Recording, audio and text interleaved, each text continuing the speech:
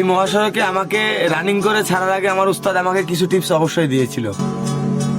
বলেছিল এই মহাসড়কে তুমি চলার পথে খুব মাথা ঠান্ডা করে চলবে। তোমার আশেপাশে যারা গাড়ি চালাবে তাদেরকে তোমার চেনা জানার কোনো প্রয়োজন নাই, তবে তারা কিন্তু তোমার জাতি ভাই। তুমি খেয়াল রাখবে তোমার কারণে যেন তোমার ওই ভাই কোনো কষ্ট না পায়।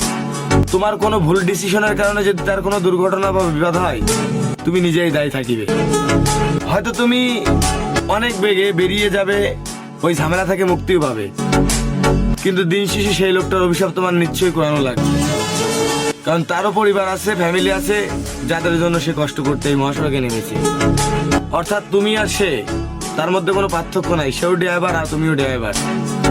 দুজন দুজনের সমস্যা বুঝে এই মহাসড়কে গাড়ি চালাবে, দেখবে দুর্ঘটনা কমে যাবে। এটাই উস্তাদের সিদ্ধান্ত ছিল ভাই। লাভে উস্তাদ, এত ভালোবাসি।